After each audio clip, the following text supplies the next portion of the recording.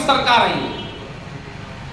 इस सरकार को बनाए रखने के लिए हम सब जितना प्रयास कर रहे हैं, इसी प्रकार इस सरकार को गिराने के लिए हम नहीं, हमारे विरोधी नहीं, पूरी दुनिया के बड़े बड़े ताकतवर मुल्क जो देख रहे हैं कि दुनिया में भारत की ताकत कितनी बढ़ती जा रही है, भारत का आने वाले समय में कोई मुकाबला नहीं, कोई सानी नहीं है। हो सकता है आने वाले 50 वर्ष भारत के विश्व के नेतृत्व करने वाले बने। सब अभी से चाहते हैं कि कैसे भी करके इस सरकार को अपदस्थ किया जाए। यानी लड़ाई आपके अपनों से नहीं, लड़ाई देश के विरोधियों से भी जो विदेश में बैठे हैं वो तक हमारी लड़ाई में शामिल है। इस सबका आपको गुमान होगा। एक आपको स्टेटमेंट याद रखना चाहिए। एक वक्तव्य दिया था दुनिया के बहुत बड़े व्यापारी, अमेरिका के रहने वाले जॉर्ज सोरोस, जो टीवी में पढ़ते हैं, मोबाइल देखते हैं, अखबार पढ़ते हैं, वो सब उस नाम को जानते हैं। जॉर्ज सोरोस एक अमेरिका के बहुत बड़े अरबपति व्यापारी हैं और लोकसभा इलेक्शन से लगभग 1.5 साल पहले उन्होंने कहा था कि हम भारत की राजनीति में हस्तक्षेप करेंगे, हम भारत में मोदी जी की सरकार को गिराने के लिए अपने पैसों को इन्वेस्ट करेंगे। ये विदेश में बैठे हुए एक जॉर्ज सोरोस कर रहे हैं। ऐसे जाने कितने जॉर्ज सोरोस हैं जो कुछ बोल नहीं रहे लेकिन धीमे धीमे पैसा पहुंचाने का काम कर रहे हैं। इसलिए मेरे आपसे मित्रों सभी से कहना है कि मोदी जी को चाहते हैं, भावनात्मक भी हैं, नारे भी लगाते हैं, लेकिन बोर्ड यदि हमने नहीं बनवा पाए तो सब चीजें बेकार। और एक बोर्ड बनवाने में एक माइनस पॉइंट और है, हो सकता है हम उनको खुश नहीं कर पाए, क्योंकि लोग पहले मैं देखता था लोग सरकारी नौकरी, हमें याद है सन 60-70 दशक में वो सरकारी नौकरी नहीं माना करता था। नौकरी की व्यवस्था तो अभी चली। मेरे पिताजी बताते हमको पीडब्ल्यूडी में नौकरी मिलती है, हम छोड़ के लिए चपरासी नौकरी कौन करेगा, उस समय की बात थी। लेकिन धीमे धीमे नौकरी मांगी।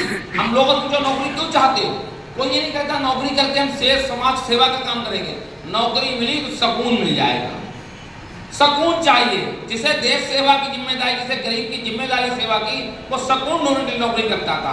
सरकार ने सुकून को बंद किया। सरकार ने कहा सबको काम करना पड़ेगा।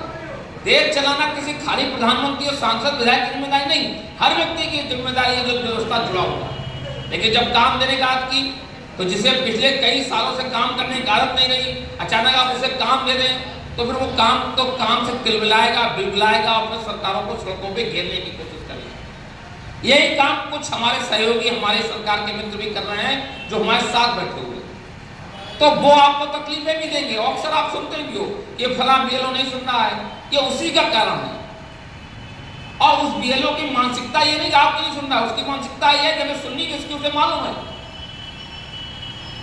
तो हमें इस बात की सजगता भी देखनी है कि हमारे विरोधी पक्ष के गलत मत बन ना जाए, बढ़वाने की भी जिम्मेदारी देखनी है। गलत मत ना बढ़ जाए इसकी भी जिम्मेदारी हमें देखनी है।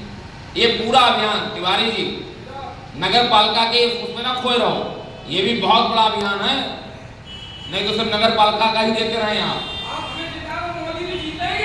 नहीं ऐसे नहीं, ये नारों से नहीं जीतते हैं, नारे नहीं जीत पाते मेरे भाई, सुनो प्रयास करिए। और मैं चाहता हूं कि फर्रुखाबाद पक्ष उसमें इतिहास लिखिए।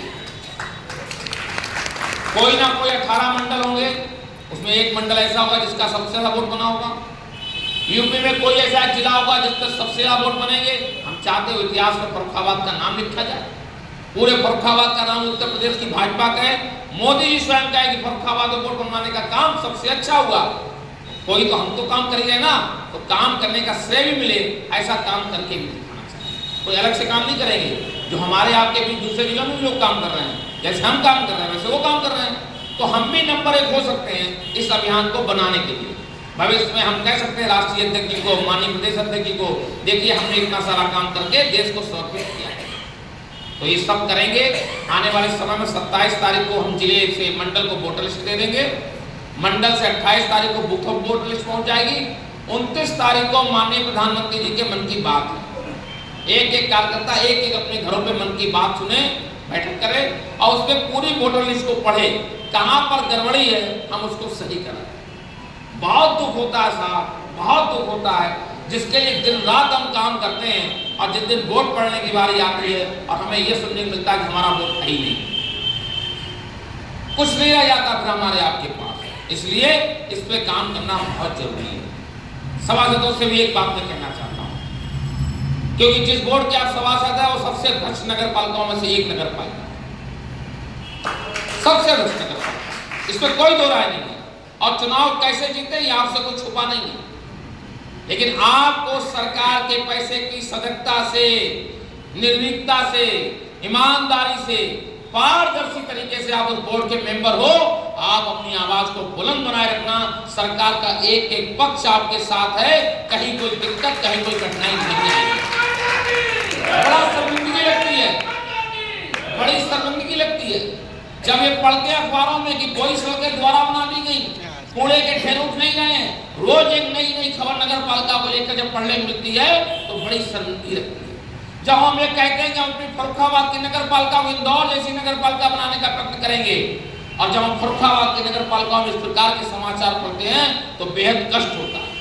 लेकिन जिनको जिम्मेदारी दी उन्हें कोई कष्ट नहीं है, क्योंकि वो दोपहर को 3 बजे उठने वाले हैं, उनके घर में पर्याप्त नौकर चाकर है, साफ सुथराई सफाई करने वाले हैं। लेकिन इस फर्रुखाबाद के 2-2.5 लाख लोगों के बीच में जो सुबह 4 बजे उठ के घर में काम निकल जाती है, उसकी तकलीफ से कोई मतलब नहीं।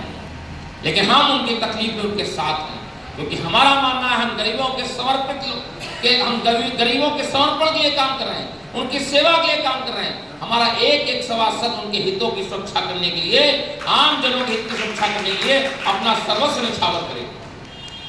हम यकीन मानिए आने वाला समय जो हमारा, हमसे कहीं पे भी कोई दिक्कत रही, कहीं कठिनाई रही है, आने वाले समय में सपना है, वो सपना भी हमारा आपका नगर पालिका बोर्ड में पूरा जरूर होगा।